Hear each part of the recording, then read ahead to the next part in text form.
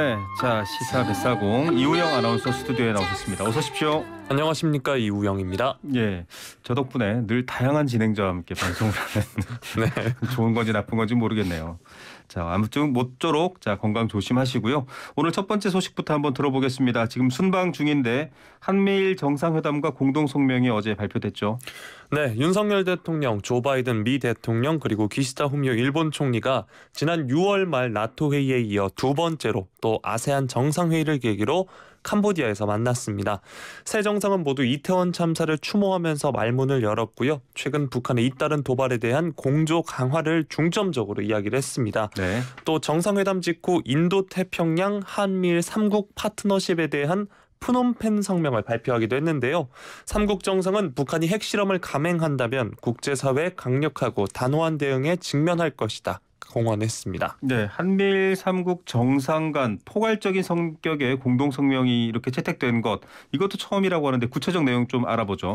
네, 그렇습니다. 먼저 앞서서 말씀드렸던 북한 도발에 대한 공조 강화와 대응에 대해 공언을 했고요. 네. 경제, 안보 등 정말 포괄적인 성격이었습니다. 일본 측이 관심 있는 납북자 문제도 다뤘는데요. 3국 정상은 납치자 문제의 즉각적 해결을 위한 공동의 의지를 재확인한다 이렇게 말을 했습니다. 또 러시아의 우크라이나에 대한 잔혹하고 정당화될 수 없는 침략 전쟁에 대항해 우크라이나와 함께한다는 의지를 확인했고요. 네. 3국 정상은 대만 관련 기본 입장에 변화가 없음을 강조하고 또 국제사회 안보와 번영의 필수 요소로서 대만 해협에서의 평화와 안정 유지의 중요성을 재확인한다 밝혔습니다. 예, 뭐 슈퍼 선데이다 이렇게 불릴 만큼 다양한 정상회담이 있고 오늘은 또 미중이 만나고 있습니다. 정상들이 만나고 있는데 한미일 정상회담으로 시작해서 한일, 한미, 3국 정상회담까지 이렇게 개최됐습니다. 한미 정상회담은 어떤 얘기가 오갔나요? 네, 일단 한미 정상회담은 예정보다 20분 길어진 50분간 진행이 됐습니다. 지난 9월 유엔 총회에 이어 두 달 만에 다시 만난 양국 정상인데요. 안보, 경제 현안을 두루 조율했습니다. 네. 특히 한국산 전기차를 보조금 대상에서 제외하는 미국의 인플레이션 감축법, 일명 IRA 개정 문제를 비중 있게 다뤘는데요. 윤 대통령은 IRA 협의 채널이 긴밀하게 가동되고 있다면서 지난달 바이든 대통령이 친서를 통해서 미국 측의 진정성 있는 협의 의지를 확인해줬다 평가를 했습니다. 네. 이에 바이든 대통령은 한국 기업들이 자동차, 전기 배터리 등의 분야에서 미국 경제에 기여하는 바가 크다면서 이를 고려해서 IRA 이행 방안이 논의돼야 한다 이렇게 말을 했는데요. 두 정상은 한미 동맹 70주년인 내년에 미국 워싱턴에서 만나서 동맹 발전 방향을 심도 있게 논의하기로 했습니다. 네, 자 한미 회담 또 한미일 정상회의도 있었지만 한일 정상회담도 있었습니다. 네, 윤 대통령이 기시다 후미오 일본 총리와 45분간 회담을 했습니다. 지난 뉴욕 약식 회담에 이어 두 달 만인데요. 한일 정상은 대북 공조와 함께 또 양국 관계 정상화 방안을 논의를 했습니다. 아무래도 최대 현안이 바로 강제징용 배상해법의 필요성일 텐데요. 네. 이에 대해서 공감대를 이룬 것으로 보여서 조만간 진전을 끌어낼 수 있을지 주목이 되고 있습니다. 또 아울러 한일 간 인적 교류가 빠르게 회복되고 있다면서 향후 교류 확대에도 기대를 보였습니다. 예, 사실 뭐 한미 회담 또 한일 회담의 배경으로서 지금 여러 가지 국제사회의 변화라든지 동북아 상황이 놓여 있는 것인데 한일 정상회담을 두고선 사실 지난번 약식회담이라는 표현도 국내에서 많이 공격받았었지만 일본 언론들이 이번에 좀 비판을 했다고요? 네, 아사히 신문은 한일 정상회담 개최에도 불구하고 문제 해결을 위한 길이 보이지 않는다 이렇게 평가를 했습니다. 네. 아사히 신문에 따르면 일본 가해 기업을 대신해서 한국 측 재단이 배상금을 대신 내는 방안을 놓고 양국이 조율하고 있다 이렇게 전했는데요. 한국, 그러니까 우리나라는 일본 기업 참여가 필요하다는 입장이지만 일본 측이 난색을 보여서 해결 전망이 보이지 않고 있다 이렇게 전했습니다. 네. 또 다른 일본 언론인 산케이 신문도 이번 강제동원 문제와 관련해 해결책 등 구체적인 내용이 없었다 이렇게 평가를 했습니다. 예, 뭔가 해결하자라고 말은 나왔는데 구체적인 방법으로는 뭐가 드러나지 않는 건 거죠. 특히 전범 기업들, 강제동원했던 기업들 참여가 안 보이고 있는 상황이네요. 오늘 바이든 미국 대통령과 또 시진핑 중국 국가주석의 첫 대면 정상회담도 있습니다. 이 소식은 이어지는 YTN TV와 YTN 라디오 뉴스를 통해서 저희가 계속 전해드리도록 하겠고요. 또 내일 이우영 아나운서가 한 번 더 정리해 주시고요. 자, 두 번째 소식으로 넘어가 보겠습니다. 더불어민주당을 비롯한 야권이 이태원 참사 국정조사를 계속 추진하고 있습니다. 오늘 국회의장 주재로 여야 원내대표 만났죠? 네, 앞서 지난주 회동에서는 이제 경찰 수사가 우선이라는 국민의힘 입장과 국정조사 필요성을 강조하는 민주당 입장이 첨예하게 부딪히면서 논의가 공전 중이었는데요. 오늘 오전에 여야 원내대표가 김진표 국회의장 주재로 만나서 이태원 참사 국정조사와 관련해 비공개 논의를 현재까지 이어가고 있습니다. 네. 앞서 공개 환담에서는 민주당 박홍근 원내대표가 국정조사는 정치적 행위가 아니고 국민에게 낱낱이 진상을 밝히는 게 목표라면서 여당인 국민의힘 참여를 촉구를 했는데요. 이에 대해 주호영 원내대표는 필요하다면 국정조사를 하겠지만 지금 국회는 예산과 법안에 치중하고 강제성 있는 경찰 수사에 맡겨야 할 때라고 맞섰습니다. 예. 자, 이게 뭐 강제 수사하는 측면 특수본의 수사만 놓고 볼 것이냐 아니면 법적인 책임을 물을 수 없는 부분까지 확대해서 국정조사로 밝혀낼 것이냐 이런 부분들도 앞서 충돌하고 있는데요.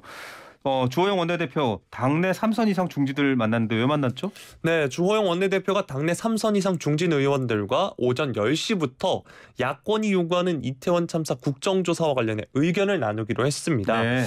이 만남에서 이제 의견을 수렴을 했는데 대부분 반대 의견을 밝혀온 만큼 큰 입장 변화는 없던 것으로 보입니다. 여야 합의 간에 국정조사가 이루어질 가능성은 좀 희박해 보이고 민주당은 결국 원외 혹은 국민들에게로 거리로 좀 시선을 돌리는 것 같아요. 네, 맞습니다. 이태원 참사에 대한 정부 책임론 우세가 확인되자 장외 여론전을 통해 여권의 국정조사 등을 압박해야겠다 이렇게 보이는데요.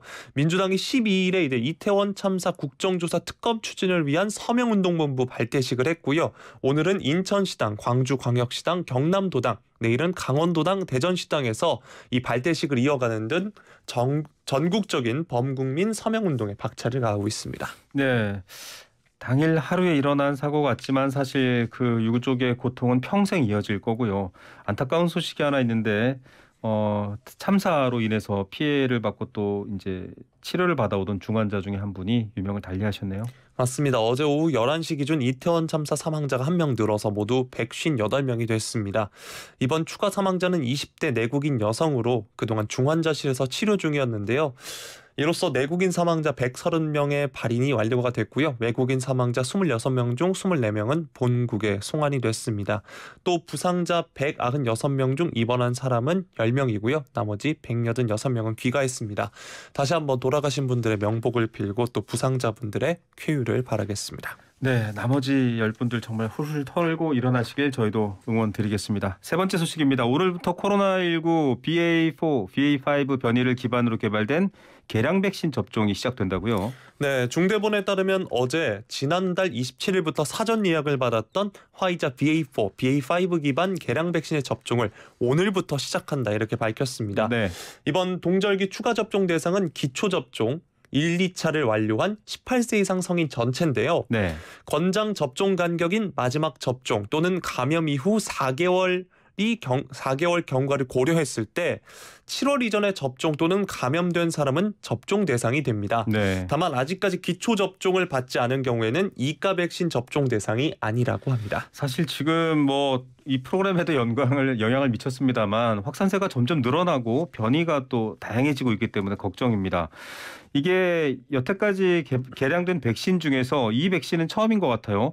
현재 우리나라 국내 우세종이 바로 BA5형인데 여기에 대한 대응으로 보면 될까요? 네, 맞습니다. 이번 화이자 이가 백신은 감염 예방 능력이 초기주 기반 백신보다 2.6배 높다는 연구 결과가 있습니다. 네. 그동안 이제 동절기 추가 접종으로 도입된 개량 백신은 BA1을 기반으로 개발된 화이자와 모더나 백신이었는데 국내에서는 지난 7월 이후 BA5가 우세종이 됐죠. 네. 방역 당국은 이제 물론 BA4, BA5 기반 백신 또 BA1 기반 백신 중 어떤 백신이 더 나은지에 대해서는 직접적인 비교 연구가 없다라고 했습니다. 예. 이들 백신 모두 현재 다양한 오미크론 변이들의 효과적이다 판단하고 있습니다. 저도 3차까지 접종을 다 마치고 아주 철저하게 관리를 해도 걸릴 수 있습니다. 조심하셔야 될 것 같고요. 특히 고령자, 기저질환자 이런 분들은 또 감염 취약시설에 머무는 분들은 꼭 꼭 접종해야 되죠? 네, 맞습니다. 방역당국은 지난달 11일 60세 이상 고령자 등 고위험군을 중심으로 동절기 추가 접종을 시작했습니다. 지난 7일에는 18세 이상으로 확대했는데 현재 백신 접종률이 60세 이상의 인구 대비 9.6%에 그칠 정도로 저조하다고 하고요. 또 감염 취약시설에서 접종을 마친 사람은 7.7%로 낮다고 합니다. 네. 정기석 코로나19 특별대응단장 겸 국가감염병 위기대응 자문위원장은 지난 브리핑에서 60세 이상 중 백신과 감염에 의한 것을 모두 합쳐도 전체 35%만 면역을 제대로 갖췄다면서 모두 동절기 백신을 맞아야 한다 강조했습니다. 자, 정말 망설이지 마시고요. 백신을 맞는 게 훨씬 더 좀 중증화도 막을 수 있습니다. 물론 또 그렇지 못하고 걸리신 분들은 팍스로비드 같은 약을 또 처방 받으셔야겠지만 1339 전화하셔서 문의하신 다음에 꼭 백신 받으시기 바랍니다. 마지막 소식입니다. 역대 두 번째 원정 월드컵 16강에 도전하고 있는 벤투 카타르로 향했죠? 맞습니다. 파울로 벤트 감독이 이끄는 축구 국가대표팀이 어젯밤 인천국제공항에 모여서 오늘 새벽 0시 25분에 카타르행에 탑승했습니다. 지난 토요일에 발표된 최종 명단 26명 중 유럽파 8명을 제외한 인원이 축구협회 관계자와 팬들의 배웅 속에 출국을 했고요. 네. 유럽파는 현지에 바로 도착을 합니다. 정말 뭐 예상 못했던 선수가 다시 합류를 한 경우도 있었고요. 또 이강인 선수에 대한 관심도 많았는데 합류를 하기도 하고 어떻게 보면은 벤투 감독이 12일에 최종 발표한 엔트리 예상과 크게 다르지 않았지만 조금 변화도 있고 그런 것 같아요. 네, 맞습니다. 대체로 이제 그동안 눈도장을 받았던 선수들이 이름을 올렸는데 물론 이강인 선수 이야기는 계속해서 나왔습니다. 이 외에도 지난 금요일에 치러졌던 아이슬란드전에서 부상을 당한 수비수 박지수 선수를 대신해서 대전의 주장 조유민 선수가 승선을 했고요. 측면 수비수 자원이 5명이 선발된 게 놀라운 점이었습니다. 네. 또 그중에서 최근에 중용받던 FC 서울의 윤종규 선수가 합류를 해서 총 5명이고요. 전북의 공격수 송민규도 최종적으로 카타르로 향하게 됐습니다. 예.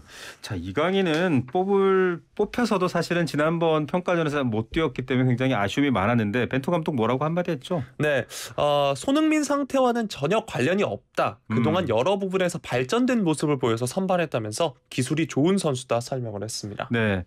자, 최종 명단에 든 것은 아니지만 예비 명단에 포함돼서 카타르로 가는 오현규 선수 이야기도 많이 나와요.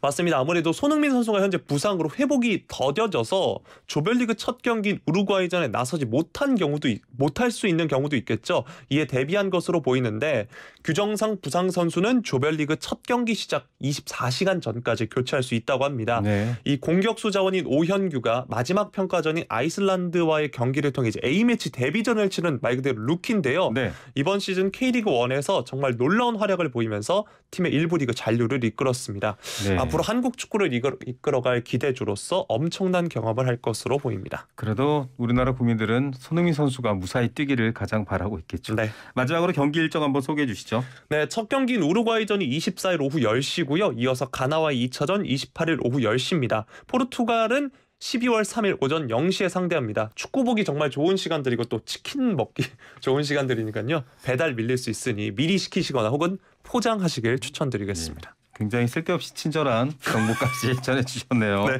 알겠습니다. 자, 우리나라 축구 대표팀이 우리 국민들에게 희망을 좀 위로를 주시길 저희도 응원하겠습니다. 오늘 뉴스 감사드립니다. 고맙습니다. 네, 이우영 아나운서였습니다.